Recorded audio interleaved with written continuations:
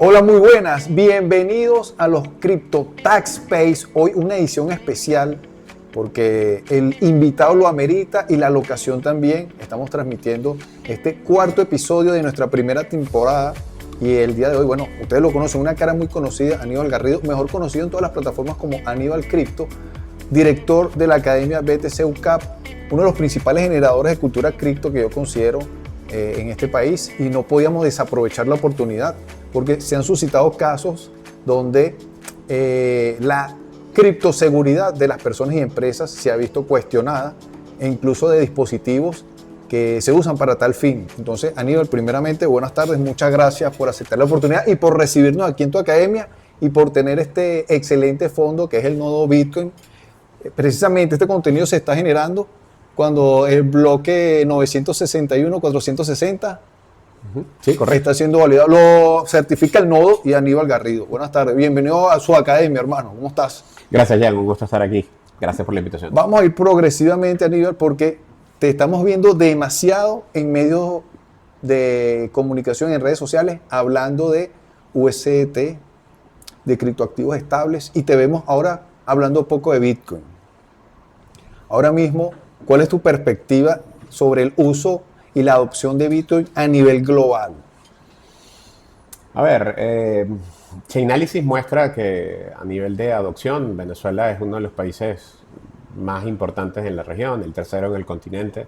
No hemos recibido todavía la data actualizada para el año 2026. Estamos en la fecha que lo emiten. Pero sí, sin embargo, hay un detalle que yo creo que es importante mencionar. El caso de uso venezolano y sobre todo tomando en consideración lo que tú conoces como este tema del diferencial cambiario, la brecha, la imposibilidad de poder adquirir divisas o la dificultad que existe para la adquisición de divisas ha hecho de que el venezolano migre a nuevos mecanismos. Entre estos mecanismos, en definitiva, ha resultado ser las monedas estables, el principal vehículo, entre ellos USDT, que ha tomado muchísima fama, obviamente gracias al gran volumen que se maneja usualmente en las casas de intercambio internacionales, como puede ser el caso de Binance y ahorita muy recientemente también OKX, que está entrando a la competencia, pero también en las soluciones que tenemos a nivel nacional con estas dos casas de intercambio venezolanas que también utilizan al USDT como vehículo de intercambio. Entonces, más allá de cambiar o direccionar quizá el discurso a un tema puntual, de un token en particular, en este caso USDT o todo lo demás, yo creo que uno tiene que adecuarse a las necesidades o lo que demande el mercado, o lo que demande la población. Y en este aspecto, el uso racional, seguro, es importante mencionar este término que lo vamos a hablar obviamente durante el espacio, de USDT nos ha llevado a estar generando contenido o al menos emitir opiniones a nivel de redes sociales, sobre todo también generando formaciones y todo lo demás, que quizá no se despegan de Bitcoin para nada, porque siempre que nosotros hablamos de USDT al momento de formación o al momento de cualquier capacitación o al momento de cualquier encuentro, simposio, conferencia, siempre hacemos como referencia inicial el tema de Bitcoin, sabiendo de que Bitcoin es valor, Bitcoin no es precio, y para los que les preocupa el precio definitivamente son las monedas estables el primer paso, de manera segura que usualmente dan al momento de entrar al ecosistema. Eso que mencionas está en sintonía con lo que recientemente el economista Asdrúbal Oliveros estuvo mencionando, que ya la economía nuevamente está en ese 50-50, acerca de que el 50% estas intervenciones están sirviendo a personas naturales y jurídicas, pero que todavía ese otro 50% está trabajando con los criptoactivos estables, principalmente los que ya tú mencionas. Pero vuelvo, insisto, en esas entrevistas me preocupa que desaprovechen la oportunidad de extraerle a ustedes toda la cultura cripto acerca del Bitcoin. El dinero, en mi criterio y seguramente en el tuyo también, el dinero más potable que existe al día de hoy en el mundo. Y que esta etapa de la historia que nos ha tocado vivir, seguramente muchas personas le dan usabilidad a los criptoactivos estables porque resuelven esos temas prioritarios, pero se están perdiendo de escuchar cuál es la solución que se encuentra en Bitcoin, que quizás muchos casos de adopción están desconociendo al momento. Lo que pasa es que yo soy de los que pienso que y voy a traer el ejemplo que quizá por todos conocidos, para poder caminar tienes que gatear, ¿no? Y para poder correr tienes que caminar primero. Entonces, usualmente son las criptoestables ese primer paso, ¿no? Esa manera de comenzar a transitar un largo camino. La gente piensa que algo que ocurre de manera muy frecuente. Tú cuando vas a un comercio y tú le preguntas, oye, ¿aceptan criptos? La respuesta es sí, acepto Binance. Ok, no es O acepto... te dicen no, pero sí acepto Binance. O más contradictorio aún ocurre lo que tú mencionas, pero muy pocas veces tú escuchas, sí, acepto USDT, acepto USDC o acepto Bitcoin. Entonces, yo creo que el común denominador de la gente, al final de cuentas, el usuario final, se decanta más por tratar de blindar su economía. Y la mejor manera de blindarla es, no tengo acceso a dólares, que ha resultado ser la cobija o el patrón de protección que he tenido desde que tengo razón de ser. Ahora están entrando entonces estas USDT, estos USS, voy a utilizarlos. A partir de ahí yo creo que se genera un puente, una brecha y una conexión muy interesante para poder pasar a Bitcoin. Pero una de las cosas que yo siempre menciono, y muy probablemente cuando estemos tocando ahorita el caso, que creo que ahorita está muy en boga, el caso de Coldcard, es importante saber lo siguiente. Tú para poder comenzar en Bitcoin tienes que saber qué es Bitcoin.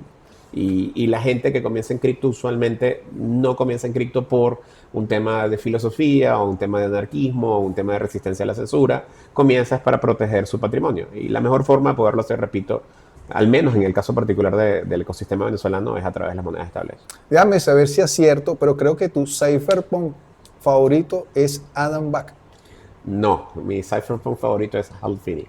Ah, caramba. Bueno, precisamente estuvimos stalkeando también tus redes y vemos que se hizo una nota acerca de Adam Back. Te hemos visto en fotografías con él y yo le decía más temprano a mi productor que ese era presumía yo que era tu cyberpunk No, sin duda favorito. alguna, el hecho de haber tenido la posibilidad de poder estrechar manos, intercambiar ideas con el profesor Bach, nada, para los que no lo conozcan, Adam es uno de los Bitcoin 10 o uno de los 10 de Bitcoin, una de las personas que fueron citadas por el profesor Satoshi Nakamoto en este libro fundacional o white paper y nada, fue desde el punto de vista de origen del concepto tecnológico, Bach nada más y nada menos planteó un trabajo denominado Hashcash, que es la base con la cual funciona el sistema de minería de Bitcoin, ¿no? El concepto de prueba de trabajo sale o se origina en función del trabajo realizado por Bach en su momento. Adicionalmente eso, Bach fue teóricamente la primera persona en la historia que tuvo la oportunidad de poder revisar el código de Bitcoin antes de que saliera a la luz. Son muy pocas personas lo saben. Adicionalmente eso es un propulsor impresionante dentro del ecosistema. Una de las principales empresas de desarrollo actualmente en todo el mundo relacionadas con el tema de Bitcoin y cripto en particular, es Adam Back con su empresa Blockstream. Correcto. Empresa que tiene diferentes divisiones y una de ellas precisamente va muy orientada al tema que vamos a estar tocando hoy, que es el tema de ciberseguridad y el tema de custodia, específicamente el tema de autocustodia con un producto que ellos tienen que se denomina Jade. Pero al final de cuentas, para mí los padres fundadores, sea Bach, sea Fini, Sabo. sea Wei, sea Sabo, al final de cuentas todos tienen una pieza de contribución Claro. importante. De hecho, esa fue la razón por la cual nosotros hicimos el mural que se encuentran a las afueras de la academia para tratar de expresar precisamente ese sentido de agradecimiento por el trabajo sin duda alguna que han hecho. Una cosa importante, acabamos de sacar ahorita nuestra última edición de BTC Techno Magazine, por cierto, la tengo Todavía no aquí, tengo la mía en la mano, ya se hermano. las voy a entregar. Y bueno, fíjate que yo nunca había escrito en la revista, nunca había escrito en la revista. Y nada, ahorita decidí hacerlo y precisamente nosotros tenemos una sección que se llama Cypherpunk Heroes y donde en cada episodio hemos hablado de Cynthia Ward, de Ralph Merkel, de Hal Finney.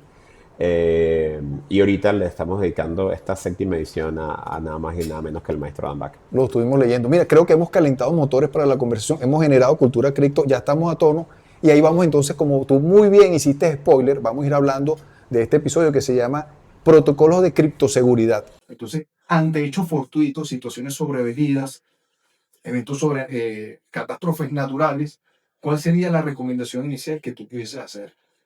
Ok, para el tema de las catástrofes naturales es importante mencionar lo siguiente. Tú tienes que dividir siempre el análisis sobre un determinado usuario a nivel de gestión de activos digitales, en saber cómo el usuario lo gestiona. Todo usuario dentro del ecosistema cripto que tenga la iniciativa de poder proteger su fondo tiene que saber que la base fundacional de protección radica en la diversificación y diversificación de todo tipo, ¿ok?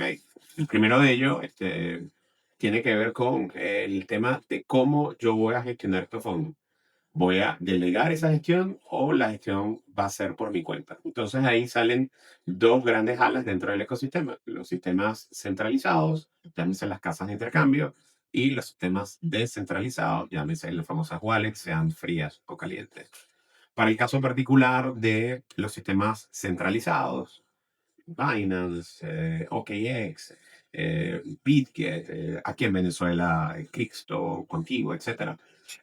Son sistemas que al final de cuentas tienen un set de credenciales, usuario, contraseña, códigos de segunda capa o segundo nivel de autenticación, Un etcétera. 0800. Quizá un 0800, pero que resulta ser más restrictivo. Al final de cuentas, tú necesitas poder demostrar que tú eres el usuario final.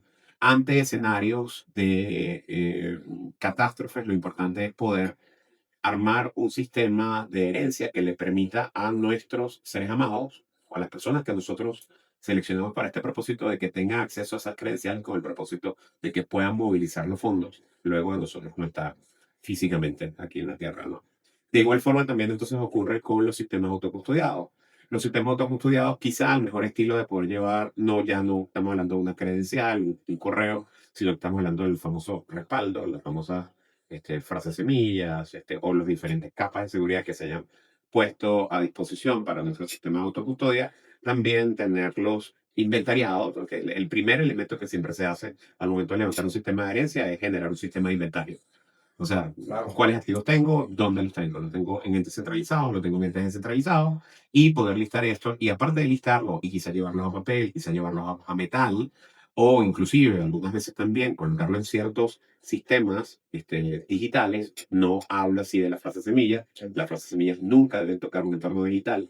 Entonces, buscar la forma de cómo esa información se va a transferir a nuestros seres amados cuando ya nosotros estemos acá.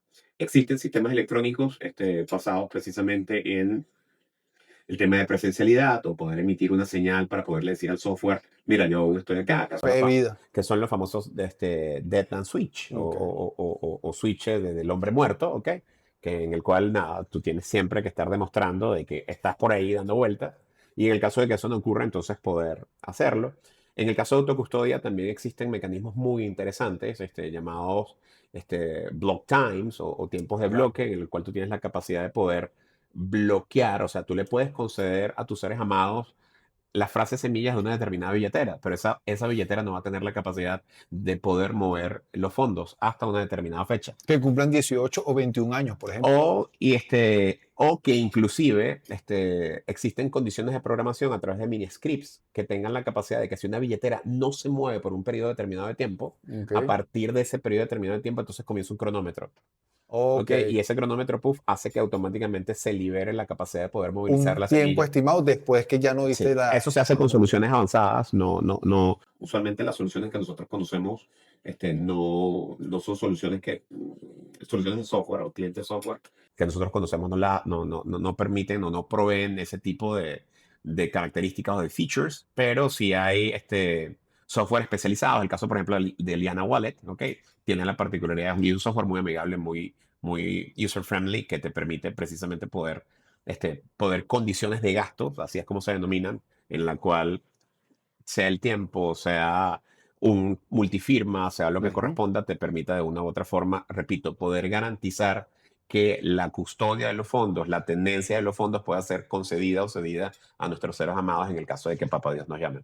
Precisamente lo mencionaste, pero en redes sociales todos estos días se ha estado hablando sobre el esquema de multifirmas Sí, para precisamente ante hechos sobrevenidos o la desaparición del custodio o tenedor de esos fondos, bueno, activar esos protocolos e incluso Nivel lo vi con dispositivos de diferentes marcas activar esas multifirmas. sí.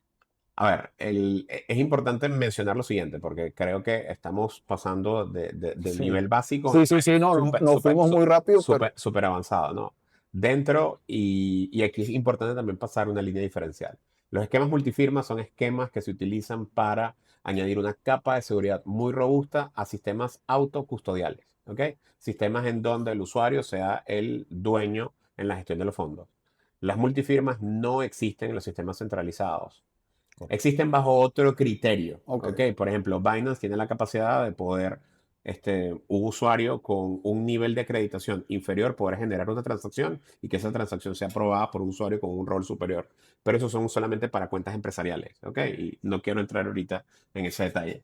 Pero en el caso particular de los sistemas de autocustodia, existen los sistemas multifirma que de manera muy sencilla, para no meternos en aguas profundas, simple y llanamente es un acuerdo, un consenso en donde se establecen una cantidad de firmantes y un umbral mínimo de firma. ¿Qué quiero Ujú. decir con todo esto? Estamos aquí reunidos, Pedro, María y Juan, y Pedro, María y Juan acuerdan de que todos ellos van a tener una wallet unificada que todos van a tener la capacidad de poder controlar. Pero lo más importante es que ellos individualmente no tienen la capacidad de poder retirar fondos. Tienen que tener la capacidad de poderla retirar mínimo con el consenso de dos o de tres. Y es donde se forman entonces las configuraciones, las famosas configuraciones 2 de 3, 3 de 3, 4 de 5, 5 de 5. O sea, es indiferente. Existen múltiples formas de poderlo configurar dependiendo de las características del caso de uso, si es para empresas, si es para sistemas de herencia, si es para sistemas inclusive unipersonales, porque yo siendo un usuario lo suficientemente previsivo y para poderle poner la suficiente capa de seguridad a los fondos que yo tengo, porque son fondos importantes, porque, qué sé yo, tengo cientos de miles, tengo una herencia o lo que corresponda, entonces no me voy por los mecanismos convencionales de frase semilla, sino que me voy por mecanismos muchísimo más robustos, como puede ser el caso de la multifirma. Pero para hacerlo muchísimo más sencillo y con un ejemplo que resulta muy didáctico, imagínate que tienes una puerta. Un sistema single seat o un sistema de única semilla es un sistema que tiene una única cerradura. Un sistema multifirma tiene varias cerraduras. Pero lo más interesante del asunto es que dependiendo del umbral de firma que tú establezcas, puedes tener tres y puedes aprobar una transacción solamente con dos. O puedes tener tres y tienes que obligatoriamente aprobarlo con las tres.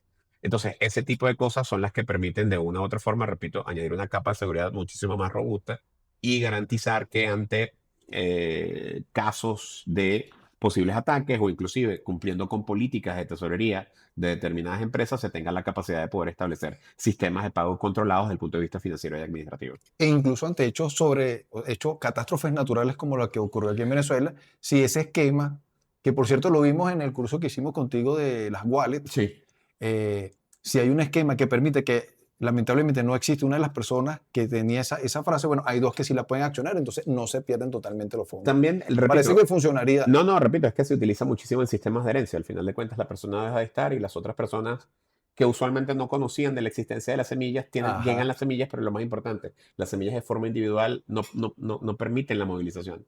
Hacen de que obligatoriamente entonces padre e hijo se junten o los dos hijos se junten con el propósito de poder mover el dinero dejado en herencia por Mira, papá. se me ocurre, y siempre te lo había querido preguntar, ¿existen clientes o empresas que te solicitan que a sus hijos o a su personal le puedas hacer llegar esa frase semilla por emplazamiento o por sugestión? ¿Alguna vez se ha desarrollado un requerimiento de ese tipo?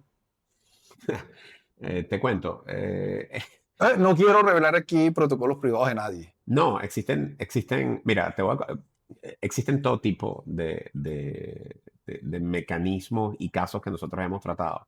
Creo que el más puntiagudo fue un usuario que verse en la obligación de tener que dejarle los fondos después de que falleciera, como lamentablemente falleció, a su esposa y a su ex esposa. Ah, caramba. Entonces, no tiene que ver con un tema de sugestión, más bien era un tema de que las dos chicas tenían que ponerse de acuerdo. Yo estoy seguro que se pusieron de acuerdo, Sí lo pero hicieron. de eso hablamos otro Sí lo día. hicieron. De hecho, nosotros también brindamos servicios en donde nosotros actuamos como terceros, ¿ok? Bajo un esquema de contratos y podemos proveer precisamente ser ese ente imparcial que de una u otra manera Ese, permita que los fondos lleguen a los destinatarios finales, ese ¿no? tercero de confianza o ese tercero de paz. Bueno, no lo sé, de eso hablamos otro Puede día. ser cualquiera, al final de cuentas, con el conocimiento propio de la tecnología, lo que pasa es que son sistemas que para manejar cripto, como cualquier cosa, necesitas tener un nivel mínimo de conocimientos y nosotros en la empresa que llevamos,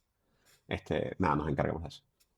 Estamos llegando al punto importante que nos reúne ya habiendo hecho toda esta introducción sobre el tema, y es que precisamente también en los últimos días hemos podido conocer del caso, creo que es primera vez que ocurre en el ecosistema, o un caso que sobre un dispositivo hardware wallet de almacenamiento desconectado haya sufrido, y aquí me tienes que ir corrigiendo ante cualquier imprecisión, si es un ataque, si es un robo, si se drenaron los fondos, si se movieron sin autorización o se movieron con la autorización. Vamos a ir hablando del caso Cool Wallet y la primera de cambio, creo que ya son más de 1.500 Bitcoin, que vuelvo, insisto, tenemos que determinar si es hurto, robo, se drenaron los fondos, se adivinaron. las claves y por eso me dio acceso y eso no se considera ningún tipo de delito. ¿Cómo evalúas tú en primera instancia lo ocurrido con ese caso? Ok, el 30 de julio del año 2026 representó un parteaguas dentro del ecosistema de Bitcoin en su historia. Ah, cara. ¿Por qué? Porque es la primera vez que un set de usuarios que habían o que tenían sus Bitcoin protegidos bajo un sistema muy interesante de resguardo, que son los sistemas de almacenamiento en frío, empezaron a las billeteras a vaciarse. ¿Cómo ocurrió esto? Bueno, resulta y acontece que luego de las primeras pesquisas, resulta que los atacantes, y voy a tomar con pinzas una de las palabras claves que tú mencionaste, los atacantes adivinaron la clave privada de las billeteras de estos usuarios. Adivinar no está tipificado como delito. Prosiga. Es que más allá del tema legal en el cual no soy experto Y no es el y contenido no que quiero estamos quizá haciendo. ahorita profundizar, al menos en ese aspecto, en las primeras de cambio, lo único que sí puedo mencionar es que una persona, al tener la llave privada, sea un atacante, sea un ente malicioso, tiene la capacidad de poder movilizar los fondos, que fue efectivamente lo que ocurrió. Ahora, la pregunta de todo esto, ¿cómo ocurre? ¿Cómo se supone que algo que es indescifrable o Que se que ha vendido de esa forma, Aníbal. De hecho, nosotros lo hemos hecho. Hemos dicho, el sí, sistema más seguro que existe es generarlo a través de esta frase semilla. sí y no? Y aquí es importante también decantar esto muy a detalle. Vamos primero a partir de una premisa técnica y en función de ello después lo enlazamos con el caso de Cold Card. Adelante. Los niveles de encriptación que nosotros tenemos en las billeteras que nosotros utilizamos en la cotidianidad son, en español sencillo, son 12 y 24 palabras. En lenguaje de computación, en lenguaje binario, que hablamos de bits, para el D12 es un nivel de encriptación de 128 bits y para el nivel de 24 es de 256 bits. ¿Qué representan 128 y qué representan 256? Voy a tomar el caso de 256, que quizás es el más relevante y el más ejemplificante para todo esto. Sin demérito de que el de 128 sea seguro, que lo es. Pero 256 representa las posibles combinaciones que pueden ocurrir de la cantidad de semillas que pueden ser generadas. ¿Qué quiero decir con todo esto? Las computadoras se comunican a través del lenguaje binario, ceros y unos, apagado y encendido. Significa entonces que para tú poder determinar la cantidad total de posibles combinaciones, y quiero que vean las posibles combinaciones como cerraduras. Ah, ok. Vamos a tomar el ejemplo de El cerradura. Ok. ejemplo de cerradura. Ok. Las posibles cerraduras que se pueden generar en el ecosistema cripto, en el ecosistema Bitcoin, con un nivel de encriptación de 256 bits, es o un 0 o un 1, 256 tipos de combinaciones. Para poder determinar eso, es un 2 elevado a la 256. 2 elevado a la 256 da un número aproximadamente igual a 1 por 10 a la 77. Un 1 con 77 ceros. Un 1 con 77 ceros es un número muy grande, que como una referencia, la cantidad de átomos que existen en el universo es de 1 por 10 a la 80. Estamos hablando de que no es que sean números iguales, pero estamos hablando de que la posible cantidad de cerraduras que se pueden crear, y importante, cada cerradura tiene una llave, Sí. es tan infinito como los átomos que existen en el universo visible en este momento. Buen ejemplo. Entonces, tomando en consideración eso, Aníbal, si existen tantas cerraduras, existen tantas llaves, ¿cómo es posible que estos sujetos hayan logrado abrir la cerradura o logrado adivinar la llave? En el año 2021, la empresa involucrada en todo este problema, una empresa de origen canadiense llamada CoinKite, cuyo producto estandarte es la billetera Coldcard, realizó una modificación importante en su estructura de código. Literalmente lo que hizo fue pasar de una licencia de código 100% abierto como lo tenía a una licencia del MIT que cerraba un poco el código por un tema, te voy a mencionar, y aquí está el origen de todo esto, que es lamentable. La decisión empresarial fue tomada con el propósito de que otra empresa no tuviese la capacidad de poder copiar su código. Código que, importante mencionar, era código abierto, código que al igual que Bitcoin es un código que está disponible para toda la humanidad, y que si ellos inicialmente habían tomado esa iniciativa, bueno, tomar el hecho de poder cambiar esta infraestructura de código o la infraestructura de la licencia y añadir ciertos cambios en el código produjo o desencadenó lamentablemente lo que estamos viviendo ahorita. ¿Qué fue lo que ocurrió? Pasaron de un tipo de licencia a otra e introdujeron ciertos cambios dentro de las líneas de código del software que maneja esta billetera. Dentro de estos cambios, y creo que el más importante o el que originó, desencadenó todo esto, es que se introdujo la posibilidad de que la generación, ¿ok? O específicamente el circuito, el componente, la función que genera los números aleatorios para poder generar las claves, para poder generar estos números pequeños, lo hacía en un entorno muy Muy reducido, reducido. muy pequeño. Tan pequeño que Limitaba las opciones. existe la posibilidad de poder adivinarlo. Entonces, ¿qué quiero decir con todo esto? Si yo te digo ahorita, mira, adivíname un número entre el 1 y el infinito y si tú lo adivinas, yo te doy un premio. Vamos a tardar aquí toda la edad del universo y no lo vamos a calcular. Ahora bien, si yo te digo, adivíname un número entre 1 y 100, me vas a decir 1, 2, 3, 4, 5 y cuando llegues al 99, muy probablemente lo vayas a adivinar. Entonces, en función de ello, y creo que lo más importante es que lamentablemente el hardware tenía entonces un componente, y aquí importante indicar lo siguiente. Este componente se denomina True Random Number Generator, ¿ok? TRNG. Este componente, que es el que genera este nivel de aleatoriedad importante, lo tenía la Cold Card.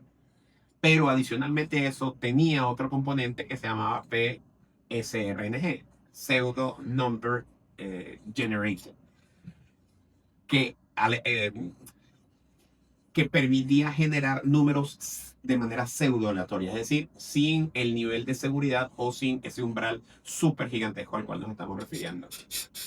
Al momento de tú ejecutar las funciones para generar las semillas, no llamabas a la función correcta, sino que se estaba llamando a una función de MicroPython incorrecta, que era la función de los números pseudo-aleatorios. Necesito detenerte en ese espacio porque ya lo mencionaste, que quizás la raíz del problema fue que al cambiar las políticas de ese código abierto a un código cerrado, Introdujeron ciertas modificaciones dentro del código, y esas ciertas modificaciones dentro del código permitió de que entrara una función en el juego que al momento de ser invocada, es decir, el momento en que tú le das generar semillas y que la billetera dura unos pocos segundos, esas semillas se generaban de un saquito más pequeño y no de un saco del tamaño del ahí es universo. donde quiero ir, Aníbal, porque entonces yo no soy investigador y me dedico a eso, pero quizá entonces yo pudiese ahora agregar que una de las posibilidades es que quizás existía la intención de tener una entropía, le podemos decir también de esa forma.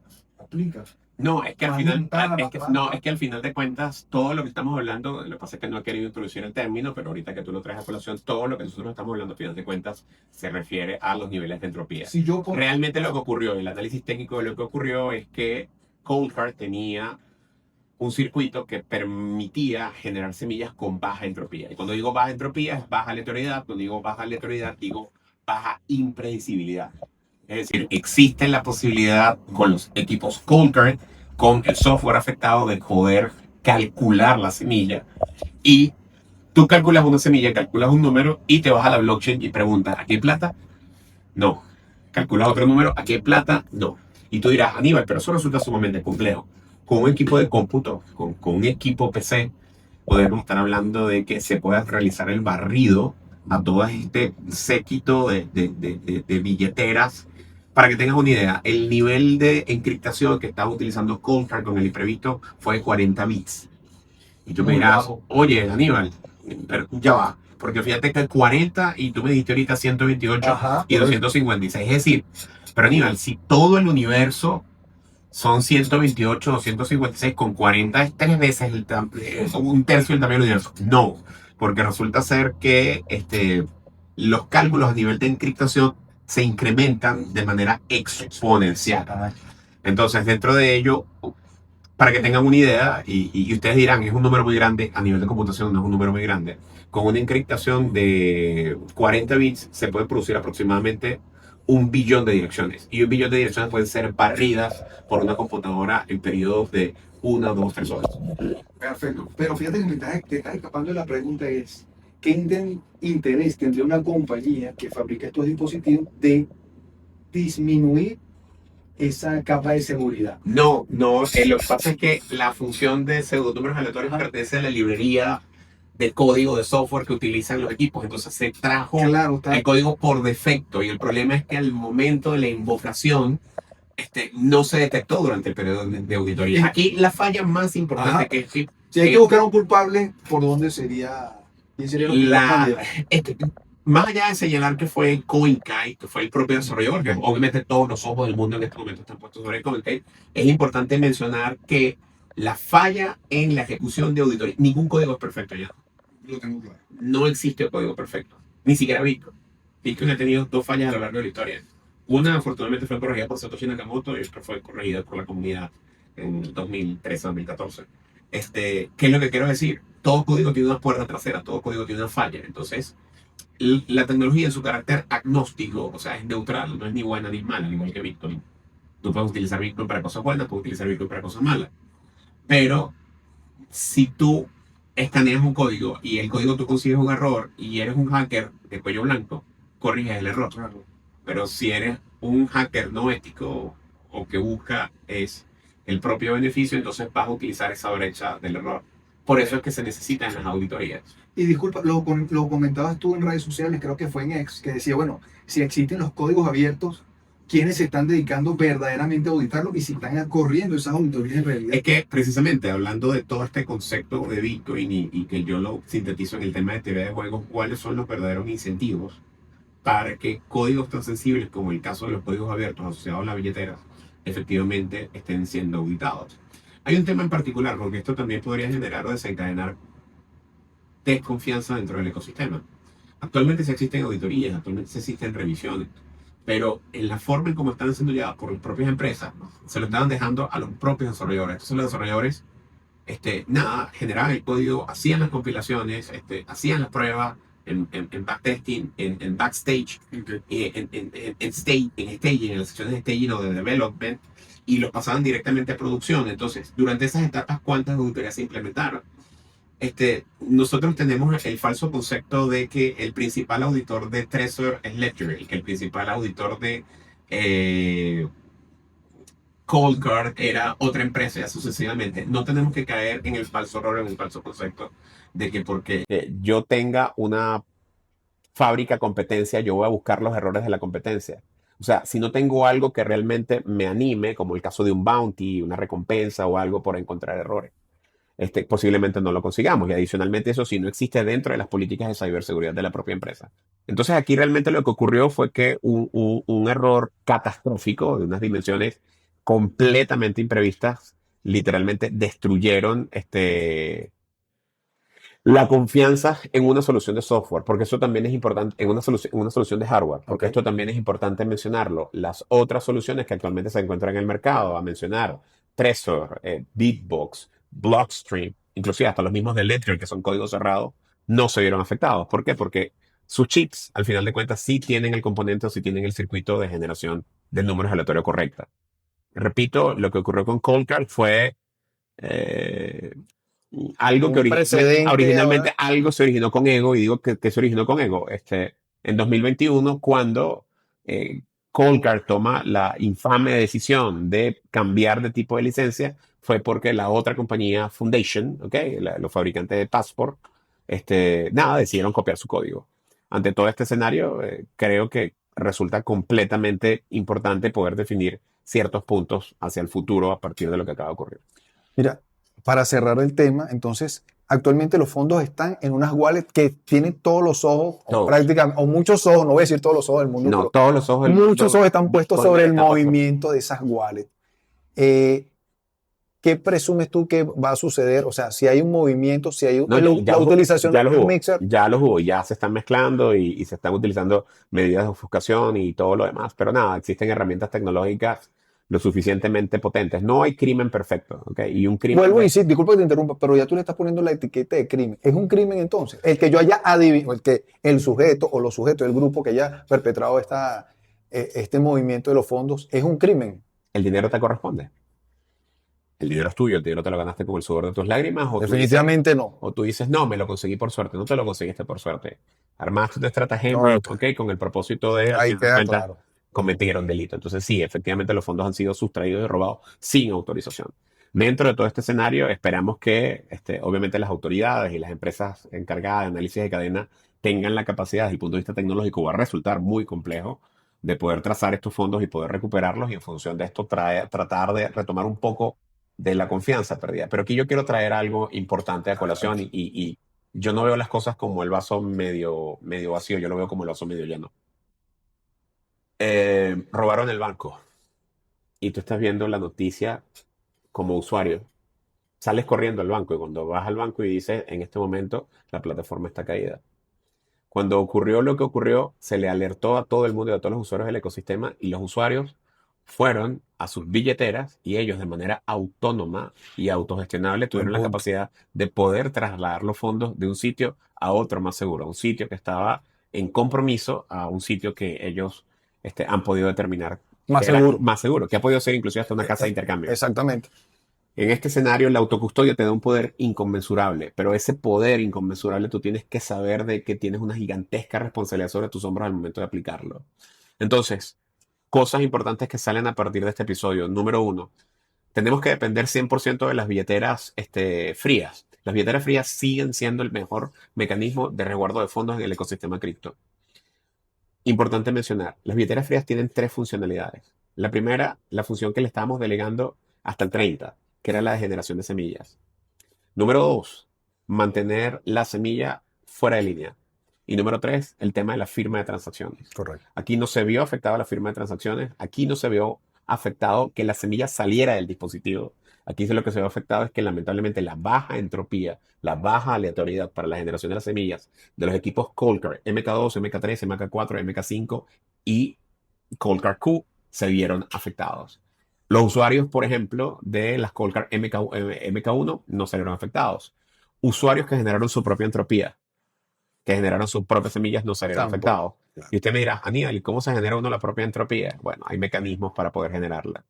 Mecanismos como el lanzamiento de una moneda 256 veces o utilizando dados, por ejemplo, pero que obviamente requieren un nivel de conocimiento importante. ¿A qué voy con todo esto para tratar de englobar y cerrar? Es que ya te íbamos a pedir recomendaciones precisamente. Bueno, lo primero, en definitiva, no pienses de que las hardware wallets fallaron, ¿ok? Falló un fabricante en particular, con un error que, repito, catastrófico y que a final de cuentas podría colocar o tambalear el tema de la confianza, pero la autocustodia no se ve afectada. Lo que se ve afectado son los mecanismos de auditoría o Ah, corrección o revisión de código de las empresas fabricantes que ahora se tienen que montar sobre esto. El punto número uno. Si al final de cuentas una hardware wallet tiene como función generar aleatoriedad, evitar el tema de estar fuera de línea, aprovechar el tema o generar estar fuera de línea y firmar transacciones, estas dos las han cumplido durante los últimos 10 años de manera excepcional. Entonces, si tú eres lo suficientemente desconfiado, que es lo que nos ha enseñado el ecosistema, entonces genera tu propia entropía. Existen mecanismos de generación de propia entropía, ya los acabo de mencionar, y bueno, a nutrirse. Importante, la gran mayoría de ellos necesitan herramientas al final de cuentas para poder hacer temas de cálculo. No voy a entrar aquí en aspectos técnicos, pero las semillas tienen que cumplir con una condición denominada checksum. Entonces nosotros podemos producir las semillas 11, las palabras 23 y para la semilla 12 y la semilla 24, la palabra 24 y la 12 vas a necesitar de otra herramienta. Esas herramientas están en soluciones como Bitbox, están en soluciones como la Jade, están en soluciones como la Blue, ¿ok? Que de una u otra forma me permiten generar, repito, sistemas de aleatoriedad muy interesantes, muy robustos y muy potentes, siempre y cuando lo sepas hacer bien. El segundo punto es, mira, pero es que no confío en una sola billetera, entonces incrementa tu nivel de conocimiento y utiliza sistemas de multifirma con multivendors. Y otra cosa muy importante también que no la mencioné, es que hubo personas que no salieron afectadas en este caso, fue porque tenían sus semillas Coldcard, pero adicionalmente eso tenían otra capa, la famosa passphrase o frase de contraseña. claro. Eso les permitió también protegerse. Entonces, nada, Aníbal, primera vez que escucho esa palabra, nada, toma nota. Aparte de la seed phrase o aparte de la frase de recuperación, está una cosa que se llama frase de contraseña, que es una palabra, la famosa palabra 13 o la palabra 25. Por encima de eso existen otros métodos, el Shamir Secret Sharing, existe el tema de multifirma, existe el tema de multifirma con multivendor, generar la aleatoriedad, que al final de cuentas son mecanismos que uno va a tener que necesitar necesariamente comenzar a emplear. Cierro con lo siguiente. La primera pregunta que te tienes que hacer es, ¿quieres meterte en Bitcoin? Tienes que saber de Bitcoin. Luego que sepas de Bitcoin pasa a lo siguiente. Vas a tener Bitcoin Si vas a tener Bitcoin y tienes la suficiente capacidad de asumir la responsabilidad, conoce autocustodia. Si no, déjalo en una casa de intercambio. En un banco, Aníbal, sí, en un banco. Porque no estás asumiendo la responsabilidad de lo que representa la autocustodia. Y si quieres asumir la responsabilidad de lo que representa la autocustodia, prepárate en autocustodia y a partir de ahí sí puedes empezar a autocustodiar Bitcoin. Bueno, a quien tú le estás diciendo eso lo ha aprendido, pero como dicen por ahí, por los trancazos, porque he tenido que perder Bitcoin en ese aprendizaje con esas herramientas para llegar a entender el nivel de responsabilidad y control y planificación que hay que tener y la gestión con todos estos dispositivos. Aníbal, ya para concluir y agradecido nuevamente por recibirnos aquí, los próximos cursos en la academia, Aníbal, ¿en qué proyectos estás trabajando actualmente y que podamos aquí revelar un poco de eso? No, a ver, nada, seguimos, como tú dices, generando cultura cripto. A ver, en la academia, ahorita para el mes de agosto, vamos a tener una sesión intensiva en Binance, una formación estandarte que tenemos que se llama Todo sobre Binance. Por primera vez vamos a estar en el estado Carabobo, vamos a estar en Valencia, específicamente en las instalaciones de la Universidad José Antonio Páez, en una alianza que se hizo entre la Católica y la Páez, y vamos a estar ahí llevando esta información de valor acerca del ecosistema de Binance para el público carabobeño. Eso va a ser ahorita. 18 de agosto. Sí, el 18 de agosto, gracias. Y luego que regresemos de las vacaciones universitarias, porque ahorita aquí en la Católica estamos de vacaciones, vamos a retomar con nuestras principales formaciones. Vamos a tener una formación enfocada en trading de futuros. La va a estar dando el reconocido trader Dani Pérez. También vamos a tener uno en trading de criptoactivos, en donde yo voy a estar asumiendo el rol y la responsabilidad de ello. También vamos a tener una en comercio P2P, de la mano del profesor José Vanegas y nuestro amigo Daniel Peláez. Y otra cosa importante, y si quieres un batacazo, un tubazo, como se dice por Adelante. ahí, pues estamos abriendo una nueva división dentro, una nueva ala, una nueva vertical dentro de la academia y vamos a empezar a hacer formaciones enfocadas en temas de inteligencia artificial. Entonces vamos a estar sacando una formación específica para el sector o para la suite empresarial enfocada con el apoyo de Claude, ¿ok? Una de las principales herramientas actuales de inteligencia artificial. Vamos a estar comenzando con eso y después vamos a pasar estamos trabajando ahorita en la generación de proyectos relacionados con Agéntica, en donde vamos a estar sacando potentes formaciones. Adicionalmente a eso, nada, seguimos trabajando de lleno con BTC Tecno y todo este esquema, obviamente orientado al tema de la autocustodia, que es básicamente nuestro fuerte dentro de la empresa. Seguimos con el tema de asesorías y consultorías para empresas. Otro detalle también muy interesante, vamos a estar expandiendo nuestro catálogo de productos. Va a venir una marca de billeteras nueva, no puedo mencionarla aún, pero viene una marca de billeteras nueva para el país, con el propósito, nada, de seguir aumentando nuestro catálogo. En este momento nosotros tenemos 6 proveedores internacionales, de primera línea todos, y tenemos la debida certificación para poder comercializar nuestros productos. Aparte de eso, también ya nosotros hemos venido trabajando desde hace tiempo, pero estamos trabajando en la forma ahorita de poder lanzar a nivel formal parte del servicio. Aquí te llevas también otra información nueva. Adelante. En BTC Tecno vamos a sacar una línea, una división de análisis forense blockchain, ¿ok? Con el cual nosotros estamos ahorita Colaboración trabajando. con alguna Sí, firma internacional reconocida. sí, y adicionalmente a eso también con fuerzas de seguridad que permitan precisamente el tema de recuperación Muy de fondos ante interesante. imprevistos y todo esto, pérdidas, robos, hackeos, etcétera, etcétera, etcétera. Y por último, y no menos importante, nada, seguimos con nuestro producto editorial, con BTC Techno Magazine. Acaba de salir ahorita la 7ª edición, que es denominada Building, en Con María portada Ángel con María García. Ángel García. Ahí los invito a leerla, hay artículos de muchísimo valor ahí, en donde definitivamente van a nutrirse. Y ya de una vez estamos preparando, este es otro batacazo, ya de una vez estamos preparando el último número de este año. Ok. El año que viene, por supuesto, seguimos con más ediciones. Se va a llamar Developing, ¿ok? Y va a estar centrado precisamente en todo este tema o en el aspecto de desarrollo. Lo vamos a estar lanzando aproximadamente en octubre, entre octubre y noviembre de este año. Y nada, vamos a tener ahí una sorpresa bien bonita, sobre todo en el tema de la portada, porque vamos a hacer un cambio muy radical a nivel del concepto que hemos venido entregando. Mira, hermano. Y hoy, Ajá. un último batacazo, tenemos a un Oye, tú no nuevo, aguantas un te quiero en el oído, como dicen por ahí. un último batacazo. Información que no hemos sacado a redes, pero creo que nuestra community debería sacarla hoy, mañana. Con esta edición, con esta 7ª edición, nosotros pasamos la barrera de 100 articulistas de la revista. 100 profesionales dedicados en materia de tecnología, activos digitales, blockchain, Web3, a hablar de lo que mejor saben. Y para la próxima, para Developing, tenemos la incorporación, por supuesto, de más articulistas, pero puedo mencionar el nombre de uno de ellos y es Jan Domingo. Ah, caramba, bien. Qué gran honor, qué gran sorpresa. Con todo gusto lo haremos. Y bueno, vamos a tratar de generar nuevamente cultura cripto en ese artículo. Para mí fue un placer, Aníbal, y vuelvo, insisto, siempre disfruto venir aquí a la academia, siempre disfruto estas conversaciones, sus clases, y le invito a todas las personas que vieron, que están viendo este contenido, que sigan las redes sociales, Academia BTC UCAP, Sí. Aníbal Garrido, No. Aníbal Cripto, Aníbal Cripto. en todas ellas. En todas ellas, Aníbal Garrido es en LinkedIn, ¿ok? Pero en el resto es @Academia BTC UCAP. Aníbal Cripto con I de Iglesia también en todas nuestras redes sociales. Y también los invitamos a que visiten la página de nuestra academia, btc.academias, en plural, Muy importante. btc.academiasucap.com, donde podrán tener información de todo lo que estamos haciendo. Nuevamente, gracias por la invitación. Muchas gracias a ti. Esto fue el cuarto episodio de la primera temporada de los Crypto Tax Space, un bonus track. Esto es un episodio especial que lo van a poder entonces disfrutar por todas las plataformas y redes sociales. Muchas gracias.